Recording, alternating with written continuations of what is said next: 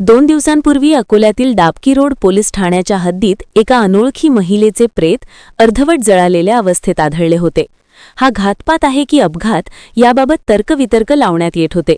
मात्र पोलीस तपासात धक्कादायक वास्तव समोर आलं आहे. या महिलेचा हत्या करण्यात आल्याचं याचा सखोल तपास केल्यानंतर ही धक्कादायक बाब उघडकीस आली आहे. या घटनेनंतर पोलिसांनी अखेर हत्या करणाऱ्या पतीला अटक केली आहे. पोलीस तपासात अनेक बाबी समोर आल्या असून आज विश्व हिंदू परिषद, बजरंग दल व नातेवाईक महिलासह यांनी अकोला जिल्हा अधीक्षक कार्यालयावर धडक देऊन महिलेला जाळून मारून टाकण्यासंदर्भातील आरोपींवर कठोर कारवाईची मागणी केली आहे. दिवस अगोदर अकोल्यामध्ये जळलेल्या अवस्थेत जो मुलीचा मृतदेह सापडला आहे त्या विषयात आज आम्ही एसपी ऑफिसमध्ये विश्व हिंदू परिषद बजरंग दलाचे सर्व कार्यकर्ते आलो आहे.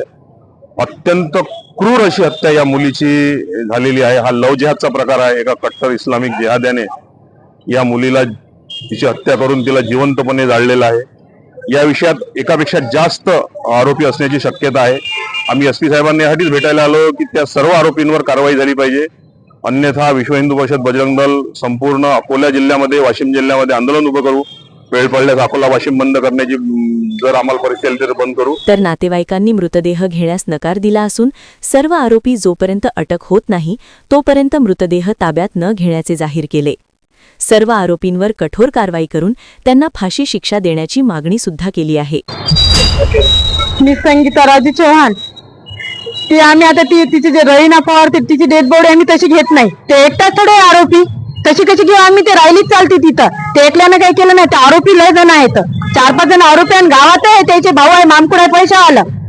त्या पोराचा मामकुळा पैसा आला. ते जेव्हा त्या पोरानं तिचं हे केली, हत्या केली, लगेच तिच्या दुसऱ्या दिवशी गावात आली. मामकुळा पैसा आला तिथं. त्याला काय वाटू लागलं की हे लोक आहेत गरीब, याच्याकडून काही होत नाही. मग गोष्ट दाबायची करू लागले. ते आम्ही तशी बॉडी घेत नाही. त्याला अटक करा आजच्या आज. त्याला इथं जमा करा. त्याला फाशी द्या. तेव्हा आम्ही ते बॉडी घेऊ. तशी आम्ही बॉडीला हात पण नाही. ते राहिली तरी चालते. 4 दिवस राहिली चालते, 8 दिवस राहिली तर आम्हाला काय घेणं नाही. ते जेवढे आरोप आहे त्याला आजच्या तारखेत जमा करा. तशी आम्ही बॉडीला हातही नाही लावत.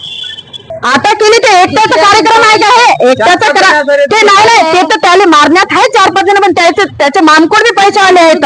ती बाई हत्या केल्यावर त्याची त्या पोराची माय गावात आली नानखेड्यात. ते हा सपोर्ट मागायला पैशावाली पार्टी ना. आम्ही पडलो गरीब. ते सपोर्ट मागायला. आम्ही तशी बॉडी घेत नाही.